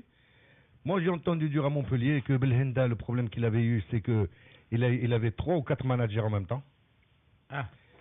Qui le géraient un peu de partout. Et c'est ce qui a fait que ça tombait à l'eau. Et que les gens de Montpellier a donné la tête à celui-là, ils ne savaient plus où. Et comme Nicolas est quelqu'un qui a la tête un peu dure. Très influent. Il a des copains très influents aussi à Montpellier. C'est comme avec son entraîneur qui... Il n'a pas besoin d'argent. Il n'a pas besoin d'argent, il est un peu... Tu sais, il a tellement pris de coups avant, quand il avait fait venir Stéphane Pay, il avait fait venir Cantona, il avait fait venir beaucoup de... Ils sont bons. de star et qui s'est pris une... Ce parfume. Oui. Je te dis, ils sont bons. Je vais te dire la marque. Ils sont bons. Ils sont très bons. Ils sont bons ou ils sentent très bons? Ils sont très bons. Mais bon, comme je t'ai dit, bon, quand j'étais là-bas, j'ai vu les deux, que ce soit Kawsari et Belhenda, et j'ai trouvé Belhenda un peu plus serein qu'avant. Alors, c'est-à-dire qu'il va, il va partir alors. Il est plus Non, âgé, maintenant il m'a dit, bon, moi je me remets en mon club, je veux faire gagner de l'argent à mon club. Ça c'est bien. Ça fait 12 ans, 13 ans que je suis avec eux. Ouais. Est-ce que c'est une stratégie de communication qu'il a adoptée actuellement pour monter un peu au niveau du business? De Nicolas, surtout. Non mais attends, franchement. Oui. Ouais. Footballistiquement, il a grandi à Montpellier. Il a grandi. Hein? Ça fait 13 ans qu'il avait. Ah ben et alors, c'est la moindre des choses. Mais il a pas dit. Mais tu sais, il était. C'est la moindre des choses que quand il s'en va, que son club gagne un peu de fric sur lui. Il était dans un tourbillon. Il va partir à paramètre zéro. Il était dans un tourbillon. Alors, il va pas. Schmar l'a fait. Je veux dire. Il a fait gagner. Bon, ben justement, il a été assez critiqué pour ça. Non. Schmar, il a fait gagner 0 dirham. Il a fait une concession. Paramètre zéro. Ben, c'est ce qu'on dit. Il a rien. Le club n'a rien pris parce qu'il était en fin de contrat. Il n'a pas renouvelé son contrat. Il est parti, il a tout pris. Non, mais c'est ce qu'on est en train de dire. Ah oui, pardon, excusez-moi. Alors je sais que Gilbert, lui, bon, le foot, c'est pas son dada, hein. Mais et les salaires des pilotes, alors? Oh, les salaires des pilotes. Tu gagnes 1 dirham de plus que tes pilotes? Oh non, même pas. Ils gagnent plus d'argent que moi. Ah bon? Bah oui, parce qu'à chaque course, non seulement ils se font plaisir, mais ils ont des primes en argent. Ouais. Et ça, c'est... On peut savoir le montant des primes. Alors, quand tu gagnes une course... Chaque événement, on distribue 18 000 dirhams. Ouais. Et pour Marrakech, dont on va parler dans un petit moment, la prime est doublée. 36 000 dirhams. 36 000 dirhams. Voilà. Oui. Et vous primez combien de pilotes? 7 pilotes. Les 7. Les 7 premiers. 36 000 divisé par 7, même si... Oui, mais on n'est pas dans les salaires de footballeurs, là. Je sais. Là, on est le prix des pneus, dans de la passion, même pas les pneus. C'est pour l'essence, c'est tout. Oui, l'essence. Voilà. Mais c'est du plaisir avant toute chose. Du plaisir, ouais. Donc, tu vois, là, il y a encore des sportifs au Maroc, tu vois, qui mettent de leur poche. Parce que les pilotes, le sport automobile, par exemple, ce sont des gens qui mettent du fric de leur poche. Et j'ai bien aimé qu'on parle de plaisir. Voilà. Prendre du plaisir. Prendre du plaisir. Et prendre du plaisir, et quand on prend du plaisir, on ne fait pas grève. Voilà. Ça, c'est dédié à certains joueurs de football. Bon. Alors, il y a eu un match hier assez, on peut dire assez houleux, là, le Classico. Le Classico français, évidemment. Hein. PSG-OM, 2-0. C'est quand même, c'est malheureux de parler de Classico pour ce match-là. Ouais. Le vrai Classico se passait à Munich. En Allemagne. Entre le Bayern de Munich, qui a aujourd'hui 14 points d'avance en championnat, contre le champion en titre, Borussia Dortmund. Et ce sont deux clubs qui sont en huitième de finale de la Ligue des Champions qui vont passer et qui sont en bonne position pour passer. Et la Coupe a voulu que les deux se rencontrent. Il y a eu un match exceptionnel hier, exceptionnel dans l'arbitrage, dans le jeu, dans l'intensité, dans les gardiens de but. C'est un match qui aurait dû finir par 10 à 8 ou quelque chose comme ça. Et il s'est fini par 1-0 pour le Bayern sur un geste de classe de Robben à quelques minutes de la fin. Il a une balle perdue, il l'a envoyé dans les guerres. Rien à dire. Moi, je pense, je plaisantais avec les amis en venant de Rabat, je plaisantais que peut-être si un jour, parce que dans certains pays européens, on supprime les peines de prison pour ne pas surcharger les prisons, et on donne des peines, faire le ménage, ou bien balayer les rues, un truc comme ça. Je crois que les Allemands, une grande punition pour un délinquant mineur, c'est de l'envoyer voir un match de football au Maroc, ou là même en Europe. Pendant 15 jours, il ferait plus le malin. Ouais. Parce que là, vraiment, quand tu vois un match pareil, avec des sommes là, colossales comme ça investies, avec un sérieux. Il n'y a pas un joueur qui a une boucle d'oreille à les Allemands. Il n'y a personne avec la Coupe des Rocrois, avec le Stade. Ils sont là, ils jouent au football et ça se passe dans les règles de l'art. Il y en a qui le font. C'est vrai. Il y en a qui le font quand même. C'est vrai, non, c'est vrai ce que tu dis. C'est un match exceptionnel. C'est vrai. Le match d'hier était exceptionnel. Oui, on est d'accord. Non, mais pas le match. Moi je suis le foot allemand. Le match d'hier, bien sûr, il était exceptionnel. Mais en fait, si on avait un espèce d'étalon, le match étalon, où le foot est talent. C'est plus ni le foot espagnol, ni anglais, ni italien, ni wallon.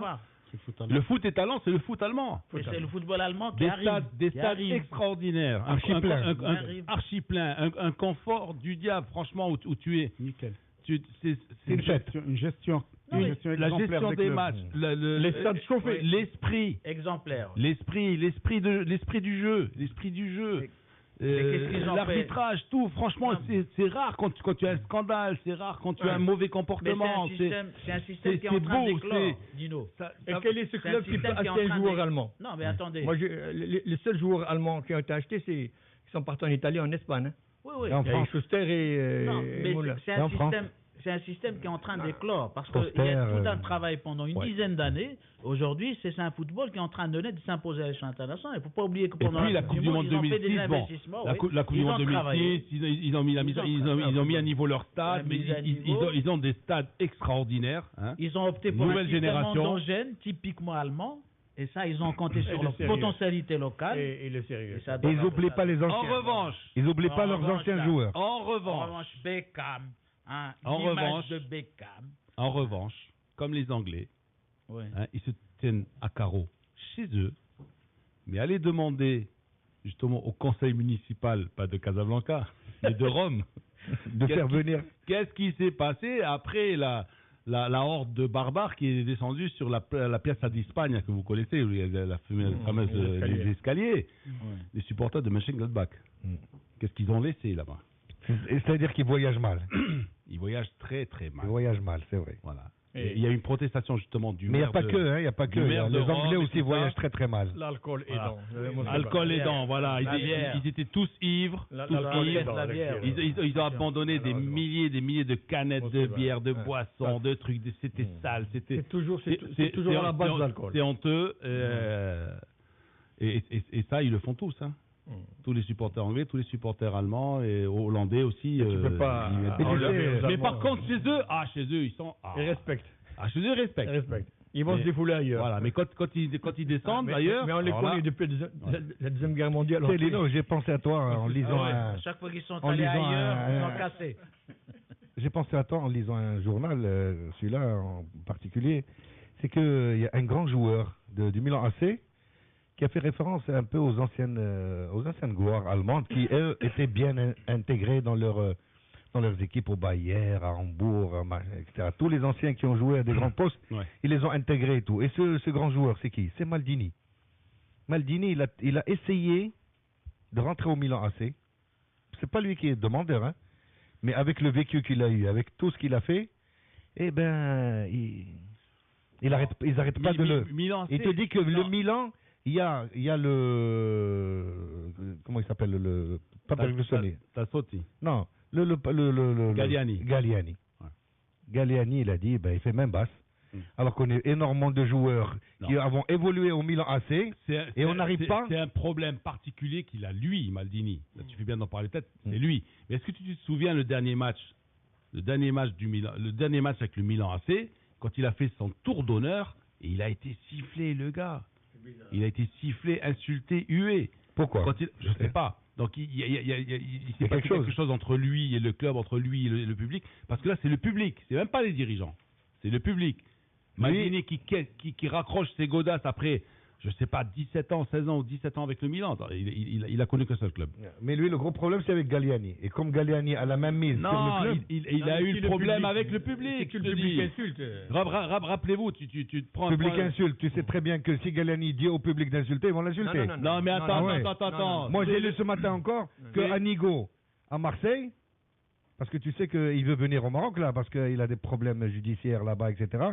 Et il a comme deuxième plan de venir au Maroc, parce qu'il leur a dit, c'est mon pays. C'est mon deuxième pays, j'ai envie de venir me poser ici. Et bien lui, il drive tous les supporters marseillais. Asdine. Ce mec, Maldini, il a gagné combien de coupes? Il a gagné 5 coupes d'Europe, les gars. Il a tout gagné. 5 il en a gagné avec le Milan AC. Je sais pas combien de titres de champion et tout ça. Bon. Et il fait son tour d'honneur, dernier match.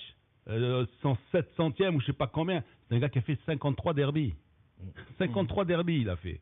Tu vois ce que je veux dire? Non, mais écoute, il n'a pas la cote. Et tout le stade le siffle, donc c'est quelque chose qui va pas. C'est pas Galliani. Dans les grands clubs. Attends, Galliani va me dire à moi de siffler Maldini? Non, Lino, peut-être que le public rouspétait parce qu'il ne voulait pas le départ de Maldini. Peut-être qu'ils l'ont sifflé parce qu'ils ne voulaient pas son départ. Non, mais attends, il avait 36 ans, 37 ans quand il a arrêté. Lino. Parce qu'avant ce match, il ne s'était jamais fait siffler. Donc pourquoi ce jour-là spécifiquement? Moi, je pense que les gens étaient contre sa décision de partir, parce que c'est lui-même qui a décidé de raccrocher. Mais par contre, les Costa Curta et tout ça, Tassotti, il est toujours là, ils sont tous là. Mais personne ne travaille.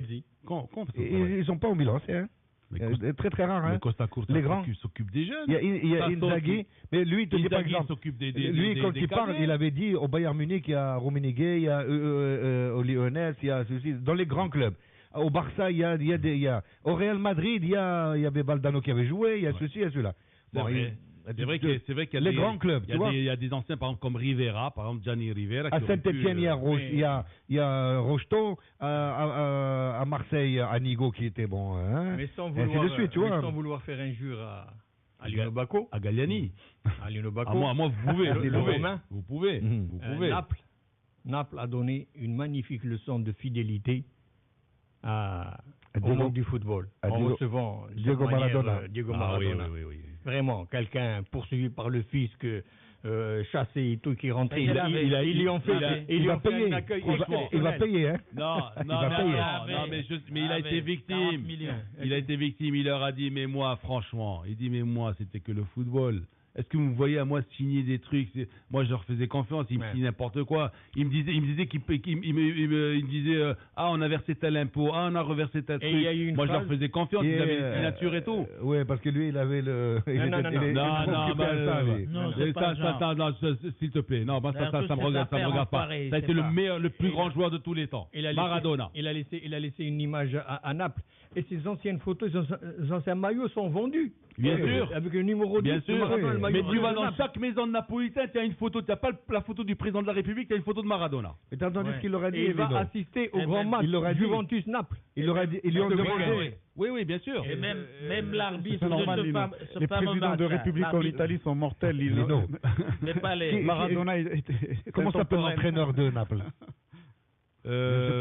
Madari. Ouais. Alors ils lui ont posé la question, ils lui ont dit est-ce que tu penses venir entraîner Naples?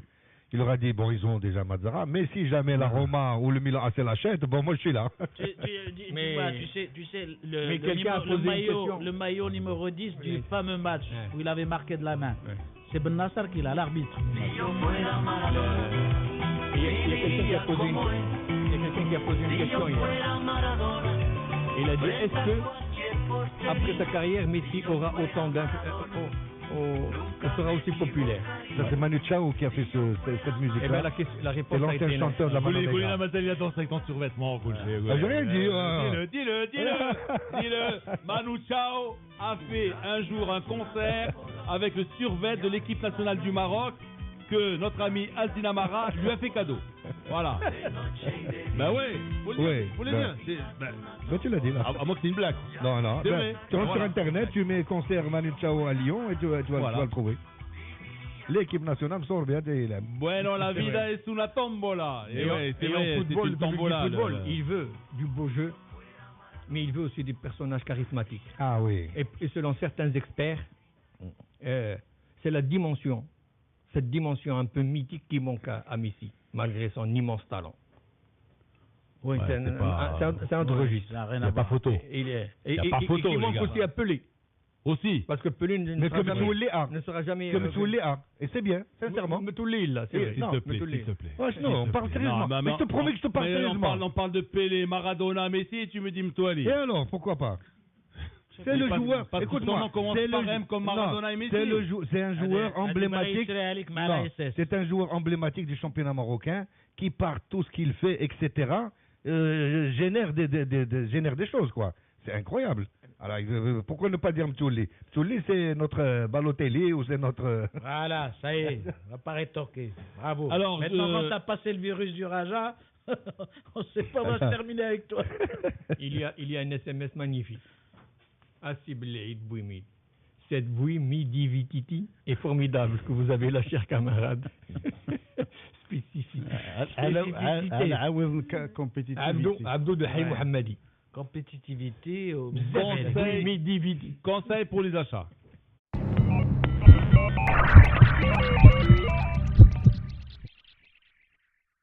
De parler automobile, je vais parler de la bêtise humaine. La bêtise humaine, ce sont les supporters de l'Inter et de la Lazio de Rome, qui ont été condamnés encore une fois pour racisme. L'Inter de Milan, bon, à l'Inter, ils ont insulté Balotelli, ils ont balancé des bananes sur le terrain. Tu vois, encore vraiment... Ils ont ramené des grandes bananes gonflables. Ils ont commencé à leur... les bananes pour la plage, là. Sur lesquels se mettent les enfants pour les tirer. Ils ont ramené des grandes bananes. Et en plus ils ont balancé carrément des bananes sur la pelouse. Quand il y a un moment donné, tirer un corner ou un truc comme ça. Non, mais en Angleterre, tu te rappelles l'horloge en King Kong, quand même, caricature. On l'a sorti aussi en Angleterre. En Angleterre, ils ont mis King Kong et puis avec la tête de Balotelli. Accroché, bien sûr. Et puis à Rome, bon, ils ont été condamnés, ils ont eu 2 matchs de suspension parce que les supporters ont fait un salut facile. Voilà. C'est léger. Donc, j'ai vu justement la sanction, moi je considère que c'est léger. Pourquoi c'est léger? 2 matchs, c'est rien du tout devant un geste comme ça qui est quand même un geste insultant à l'Italie même. C'est un salut romain. Oui, mais c'est un salut romain. L'esprit, Lino, l'esprit. C'est pas le salut, c'est pas le geste qui est condamné. C'est-à-dire qu'il a une connotation aujourd'hui. C'est la connotation qui nuit même aux Italiens. Oui. À l'ensemble des Italiens. Tu vas pas me dire que tous les Italiens sont d'accord avec ça. La symbolique n'est plus romaine. Ça a changé. La symbolique n'est plus la même. Depuis qu'il y a eu le nazisme, je suis désolé, mais c'est plus cette connotation d'autrefois guerrière. Bon, voilà, donc la Lazio a eu 2 matchs de suspension. Pas 2 matchs de suspension, 2 matchs à huis clos. Donc ils vont jouer le quart de finale, le 8e de finale à huis clos contre Stuttgart. Et s'ils se qualifient en quart de finale, même chose, ils vont jouer à huis clos leurs 2 matchs. Mais bon, il va y avoir un appel avec les cartes, les vidéos, trucs à la pluie et tout ça. Donc, mais en parlant de suspension, il y a Zlatan qui a pris 2 matchs. 2 matchs. Coupe d'Europe. Zlatan a pris 2 matchs. Ils ont été. Les Parisiens ne sont pas très très contents. Il fait appel. Tu sais, ils font appel. Hein? Ça y est, c'est fini. Maintenant, ils sont sur Rooney. Il était sur un nuage, le gars, les livres, les Zlatanés, le ceci, le cela. Il s'est fait siffler, le gars. Parce qu'il a donné un ballon à Beckham. Et bon, il a donné un ballon, il est mis en touche. Il dit, vous voulez Beckham? Je vois, Beckham, il a mis la balle en touche, tu vois, et Beckham n'a pas récupéré la balle, et les gens ont sifflé. Bon, Bzef Alina, le PSG. Alors, on va parler d'automobile. Voilà, la Formule nationale. La Formule nationale qui remonte il y a longtemps, au siècle dernier. Hein. Oh oui. C'est René Gabana qui avait gagné la première la Formule en R5. En R5, c'est le premier champion du Maroc. René qu'on salue. Lui, par contre, il a disparu du monde automobile. Il vient en course, non? Ça y est. Oui, il vient en spectateur. On l'avait vu l'année dernière au WTCC. Ouais. WTCC, donc le rendez-vous, c'est le 7 avril, hein, donc à Marrakech. Du 5 au 7 avril. Du 5 au 7 avril. Ça sera la 2e épreuve après celle de Monza. Monza qui ouvre, comme d'habitude, pour les non-initiés, pardon, le WTTC, c'est quoi exactement? World Touring Car. C'est quelle voiture? C'est quel genre de voiture? Ce sont des berlines qui font partie d'un championnat du monde. Et la 2e épreuve va se dérouler cette année au Maroc, du 5 au 7. La première étant à Monza, je crois, au mois de mars, le 22 mars, je crois. 15 jours après, c'est Marrakech. C'est un championnat vu énormément par les téléspectateurs, puisqu'ils ont annoncé l'année dernière Eurosport, qui c'est un projet Eurosport, Evans, en association avec Marcelo Lotti, le patron du WTCC. Ils ont annoncé 500 millions de téléspectateurs en 2012. Ouais. Donc c'est énorme pour nous au Maroc. Ouais. Ne serait-ce que pour les dérivés, montrer le Maroc, parce que ça sera vu. Ils ont annoncé lors de la conférence de presse que l'année dernière, le meeting de Marrakech avait été vu par plus de 300 millions de téléspectateurs. Et ça, c'est une aubaine extraordinaire pour le tourisme et pour tout ce qui s'ensuit. Ouais. Donc c'est un bon événement. En plus, c'est pas un seul jour. Non, c'est 3 jours. C'est vendredi, samedi et dimanche. Les essais, la première manche le samedi, la manche du dimanche et tout ça. Donc moi, cette année, je suis content parce que le programme est chargé.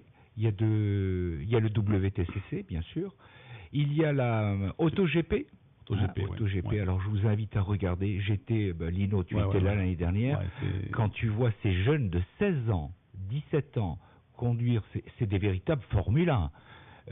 C'est extraordinaire. Là, ils m'ont fait à la limite peur et plaisir. Et au niveau du permis, comment ça se passe pour ces jeunes-là? Il n'y a pas de permis. Il n'y a pas de permis de conduire. Ils ont des dérogations. Ce genre de catégorie, il n'y a pas de permis. Vous savez qu'en Formule 1, il y a de plus en plus de jeunes qui démarrent et qui n'ont même pas 18 ans. Hein. Et truc extraordinaire, cette année, ça va te faire plaisir, c'est les GT. Alors les GT, la plupart viennent d'Italie. Comme les AutoGP viennent d'Italie, on va avoir beaucoup de compatriotes cette année sur les paddocks. Il y a beaucoup d'Italiens. Mais j'ai vu que déjà il y a 3 rétroviseurs tricolores à la fin du championnat, non? Dans nos voitures? Dans nos voitures. Ah oui, dans nos voitures aussi. Mais moi, je te parle de l'Auto GT, où il y aura des Aston Martin, McLaren, Porsche, Ferrari, Lamborghini, de très belles voitures. C'est beau. Il ne me l'a pas dit, c'est un cachotier. Ali Horma. C'est à toi que je m'adresse. Il ne me l'a pas dit, ça. Non, il y a un très beau plateau. C'est sympa, parce que l'année dernière, il m'avait dit je vais essayer d'amener les Maserati. Oui, mais ils ont pas. La formule Maserati. Comme la date du Maroc avait été décalée, ils se trouvaient, je crois, du côté de Dubaï. Et techniquement, si c'était pas possible que le trophée Maserati, si la date n'avait pas été changée, je crois qu'ils auraient été là. Mais c'est bon. Moi, j'ai accompagné mon fils à Hockenheim et j'ai vu une manche GT. Je peux te dire que ça va être du spectacle. En plus, il y a 24 voitures, 24 ou 25, donc ça va être un des plus gros plateaux. Et tu verras que les spectateurs vont beaucoup apprécier les GT. Et nous, comme petite course de support marocaine, avec nos Clio qui font partie de la Formule nationale, c'est la dernière année, puisqu'on on termine les 3 ans, déjà. Déjà 3 ans. Eh oui, c'est la 3e année. C'est la 3e année. Bon, ce qui fait plaisir, c'est que nos partenaires, et ça fait plaisir, nous demandent si on ne veut pas continuer 2014-2015.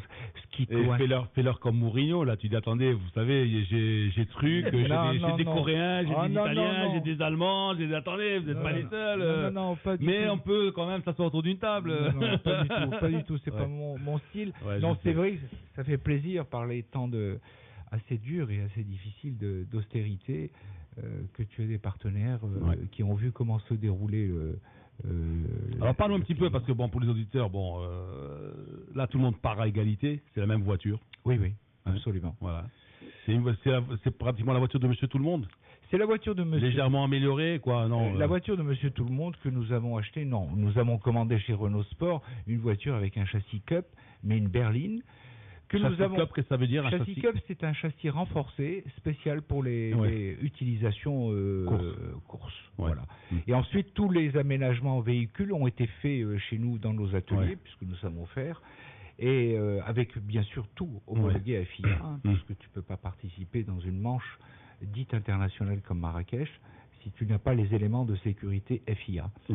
Et voilà, donc ce sont des voitures qu'on a boostées un petit peu. Et si je comprends bien, ce sont des voitures donc, qui ne roulent pas en ville. Ou elles peuvent rouler elles peuvent rouler en ville. Elles peuvent rouler en ville. Comme les voitures de rallye alors, pratiquement. Comme les voitures de rallye, elles sont immatriculées au Maroc. Donc l'intérieur n'est pas spartiate, il n'y a pas uniquement un baquet. Si, elles sont vides. Elles sont vides, voilà ce que je dis. Non, mais tu peux rouler en ville parce qu'elles sont immatriculées, ces voitures. Immatriculées, à partir du moment où tu es sur la voie publique avec les feux réglementaires, plaques d'immatriculation, assurance, vignette, il n'y a aucun problème. Il y a un arceau dedans, il y a un baquet. Autrement, c'est une voiture de Monsieur Tout le Monde que nous avons améliorée, bien sûr, pour la course. Donc cette année...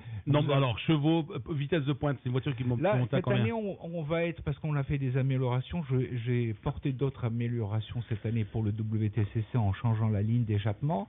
On doit être en bout de ligne droite à plus de 220. Plus de 220 km/h.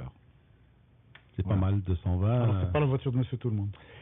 Non, en apparence, oui. Tous ceux qui ont des Clio commencent à faire du 220 sur nos autoroutes. Non, c'est effectivement une voiture améliorée avec beaucoup de sécurité améliorée, etc. Donc il ne faut pas s'amuser à faire des choses. Non. Benzema était flashé à 250. Alors oui, bien sûr, c'est possible avec une grosse voiture, c'est possible. 250. Non, mais de toutes les manières, ils ont de très gros freins, et c'est freins Brembo qu'ils ont dessus, parce que tu es obligé de t'arrêter, surtout Marrakech. Marrakech a la particularité, d'après tous les teams... Alors, justement, qu'est-ce qu'ils en pensent, les étrangers, quand ils viennent à Marrakech, par rapport aux autres pistes? Alors, Macao, Monza, c'est un circuit traditionnel, mais je veux dire, circuit de ville, Macao par exemple, qui est un circuit de ville. J'ai eu l'occasion de discuter avec le patron de Chevrolet l'année dernière, et qui me disait que Marrakech pour eux était un circuit de moteur, que c'était un excellent test pour eux, pour l'année qui... Ah bon? Ah oui. Carrément. C'est un circuit de moteur où ils testent la fiabilité. Le moteur est très sollicité. Très sollicité. C'est des grandes lignes droites si tu as le tracé du circuit. Il y a 2 lignes droites. C'est des lignes droites. C'est pour ça que bon. Après, il y a la chicane aussi. Il y a deux chicanes. Il faut bien les ralentir les voitures un petit peu. Hein. Et je pense que AutoGP se sont déjà bien régalés l'année dernière. Et là où les GT cette année, je pense qu'ils vont bien s'amuser. Il y aura du spectacle. Hein. Cette année, pour moi, le WTCC aura un beau spectacle. Alors, comment vous percevez le sport auto, ami Moi, je vois ça dans Marrakech.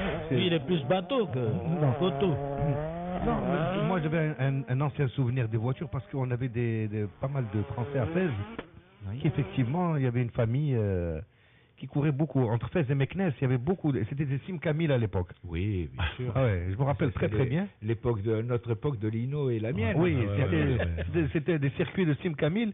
Et on avait un circuit à Fès. On prenait nos cartables, on allait à pied, parce que déjà à l'époque, il n'y avait ni tram, ni Tobus, ni Wallo. Et du lycée technique, on allait jusqu'à la Corniche. Hein.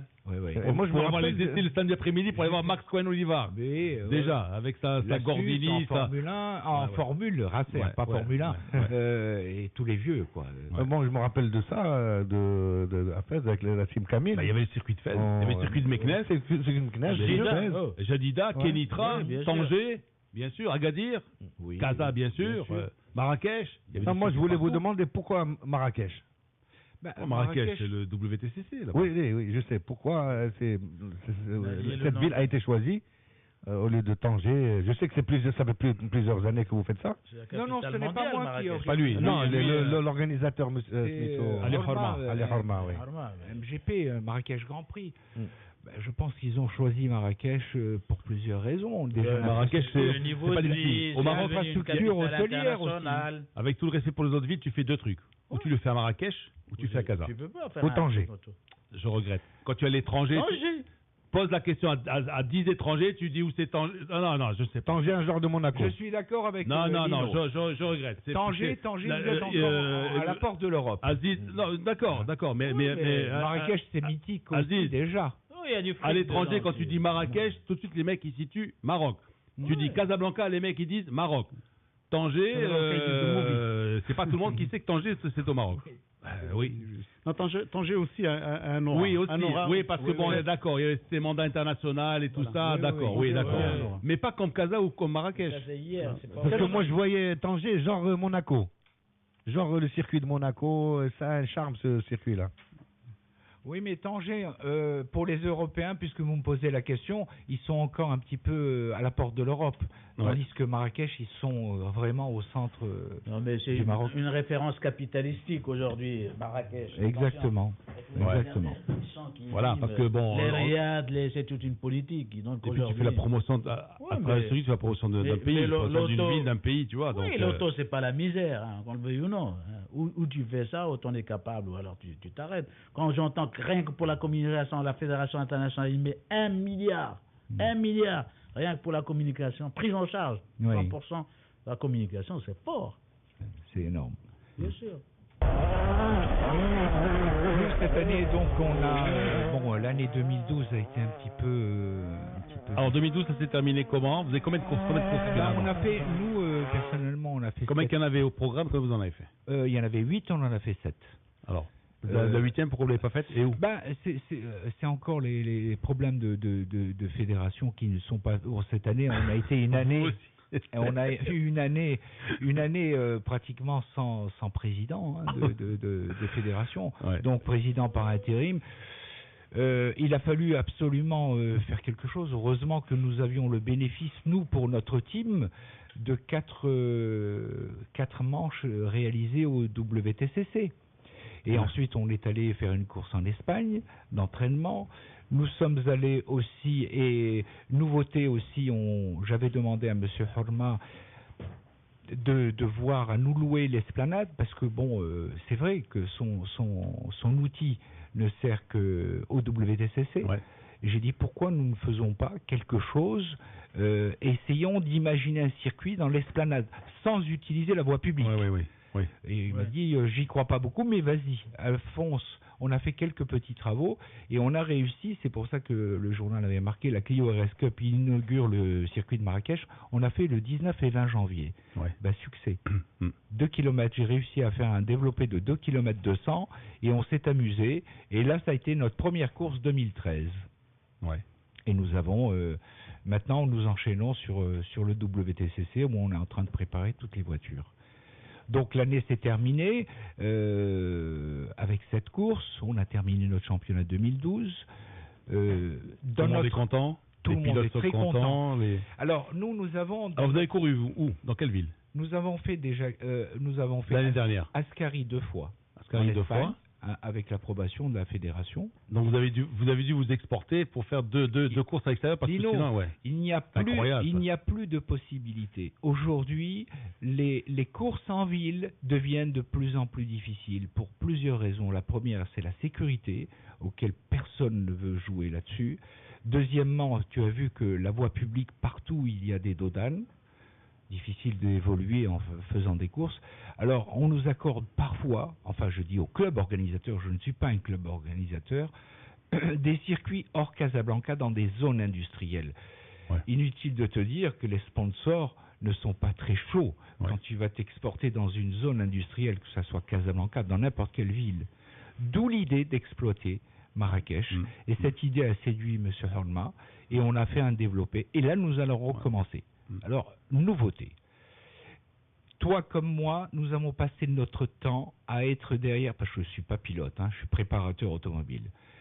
Il y a quelqu'un qui me dit, avant que Gilbert ne quitte le studio, demandez-lui de nous parler de la voiture, des voitures Ménara, dont il est le... C'est ce que j'attendais. Voilà, le concepteur. Je vais parler de ça. Donc, je suis un préparateur. J'ai passé comme toi mon temps derrière les barrières. Quelle n'a été notre frustration à tous? Ne pas pouvoir monter dans une voiture de course. Or, aujourd'hui, il y a des mèches qu'il faut allumer.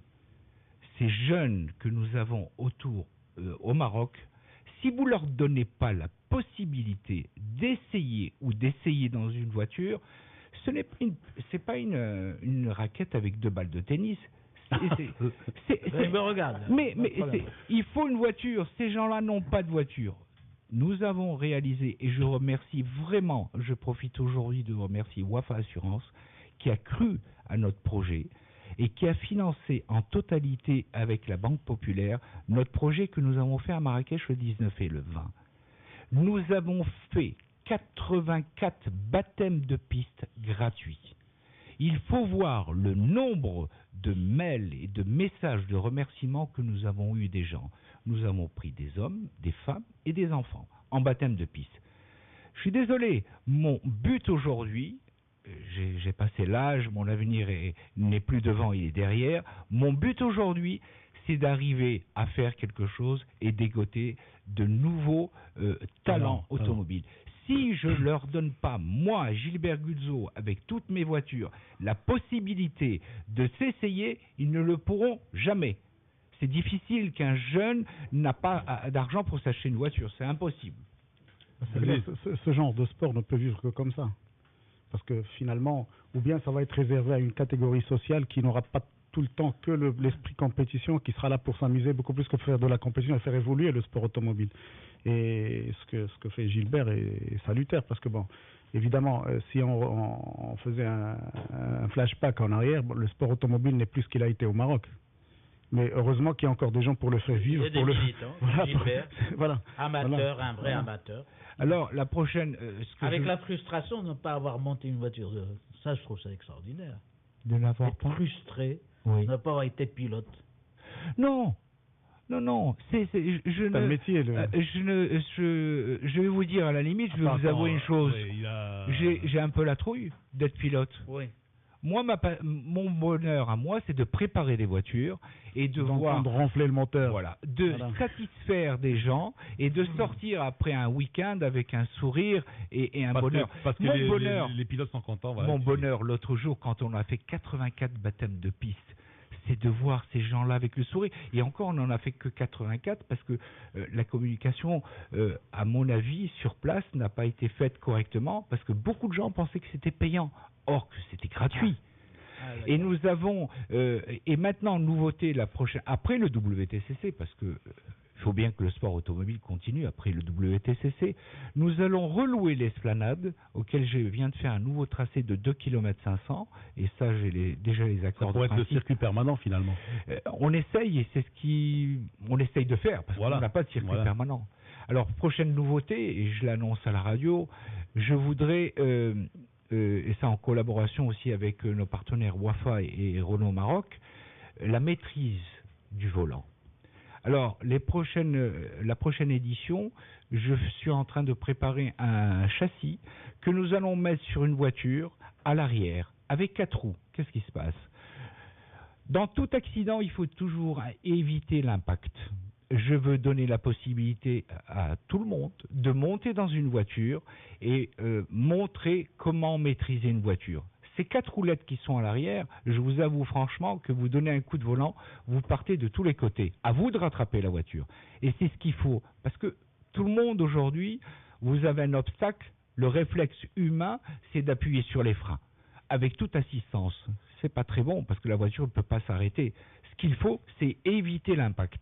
Et aujourd'hui, pour ce faire, puisque nous n'avons pas ni pluie, ni neige, ni conditions forcément extrêmes, c'est de faire ce châssis qui sera monté sur n'importe quelle voiture, notamment sur nos Clio, avec 4 roulettes à l'arrière. Et vous allez arriver, on va mettre des cônes, on va vous montrer comment rattraper une voiture en difficulté et en perdition. C'est ça le plus important. Pour éviter les accidents, il y a trop d'accidents, il faut les réduire.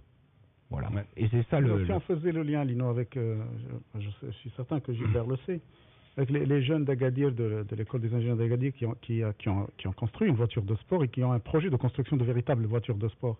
Et avec ceux de l'EMI, de l'école Mohamed des ingénieurs, qui ont construit une voiture électrique qui est prête à l'industrialisation. Justement, j'ai vu, mais attends, il faut rendre hommage quand même à JD. Ah oui. Parce qu'attends, moi je suis d'accord, ils ont fait quelque chose d'extraordinaire, les élèves d'Agadir. Mais Sveinet, il y avait les fameuses JD, quoi. Oui. Avec les carrosseries qui étaient faites ici au Maroc, qui étaient coulées en polyester et tout ça. Hein, c'est du polyester à l'époque. Oui, en polyester, oui. Voilà, avec un châssis fait au Maroc, avec le moteur, non, parce que le bloc moteur arrivé, tu vois. Je veux faire le lien avec la Menara, sincèrement. C'est ce que je voulais. Oui. Est-ce que maintenant, on peut pas déjà commencer à faire ne serait-ce que des prototypes à partir de ces concepts, parce que c'est des concepts certainement au niveau de l'université, au niveau de la recherche, parce qu'à ce qui paraît, elles sont fiables, ces voitures. Elles sont fiables. Et je pense que c'est des gens comme Gilbert qui ont cette expérience justement de la construction automobile, etc., qui pourraient amener ces projets à voir le jour.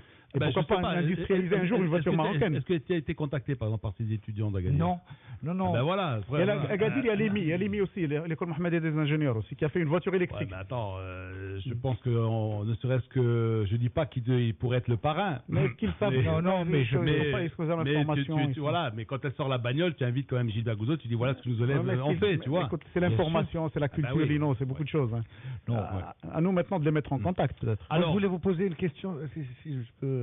Rapidement, parce que qui nous parle de la Ménara. J'avais reçu un ami à moi qui est venu de France et qui cherchait à construire des voitures, je vous parle de 7-8 ans, en aluminium. Oui. Est-ce que c'est... Parce que moi, j'avais trouvé ça déjà des voitures. Oui, mais il y a déjà beaucoup de voitures en aluminium. Ah oui, bon. Oui, vous avez les Morgan, vous avez les Lotus Seven, elles sont toutes en aluminium. Ah bon, comme je ne les connais pas... Mais non, c'est faisable. De toutes les manières, l'idée de la voiture électrique aussi, c'est une bonne idée. Nous, ce qui nous a fait plaisir, les premiers inscrits pour les baptêmes de piste à Marrakech, c'était 20 jeunes ingénieurs de la faculté de Marrakech qui étaient les premiers à venir justement faire des baptêmes de piste. Voilà. Alors, Gilbert, bon, il est trop tard pour parler de la Ménara, mais on va en parler 2 secondes. Mais alors 30 secondes. 30 secondes. Voilà. Bon, la Ménara, c'est pas 30 secondes, mais on va faire vite. La Ménara est la première voiture fabriquée au Maroc, désirée et voulue par Sa Majesté le roi Hassan II, que Dieu ait son âme, qui a voulu absolument que nous fassions une voiture totalement marocaine, et c'est lui qui l'a baptisée Ménara. C'est une voiture néoclassique qui plaît, puisqu'elle a été faite il y a plus de 18 ans, que vous la voyez ou non, même le temps passe, parce que... Allez sur Internet, de taper Ménara, et vous allez voir le délice. 3W. La blancheur, elle est magnifique. Et nous allons l'amener à la demande encore de Horma. Elle sera présente à Marrakech, devant nos paddocks. Merci Gilbert d'avoir été avec nous ce matin. De toute façon, nous, ce qu'on peut dire, on reparlera de toute façon du circuit de Marrakech. Et c'est un truc à ne pas manquer. Voilà, à ne pas manquer. Allez-y en famille, avec les enfants, tout ça. Allez-y, allez à Marrakech, donc du 5 au 7 avril prochain. Et pour moi, ça sera un gros sacrifice.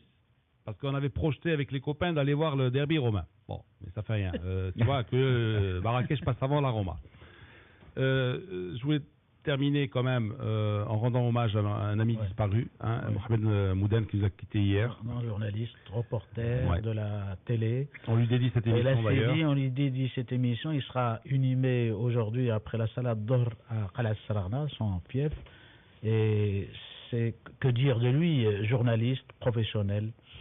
المساء تضمنت النشاط الملكي الوضع في لبنان في تشيلي وكذلك في السلفادور وهكذا تنتهي سيداتي وسادتي هذه الجريدة المسائية. إلى اللقاء.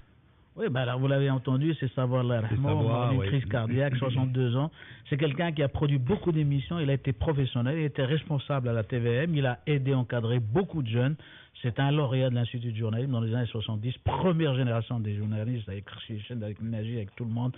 Ces gens qui ont rêvé de donner au Maroc une grande presse. Et bien aujourd'hui, c'est une continuité. Si ça avance, c'est quelque part grâce à des gens comme Mouden Larahmo. Voilà, la direction et la rédaction de Radio Mars présente à sa famille ses condoléances les plus attristées. Merci messieurs d'avoir été avec nous ce matin. Merci. Alors, on attend de se retrouver à Marrakech. Gilbert, je te souhaite une bonne journée. Merci toi aussi. Merci. Merci. Mars Attack.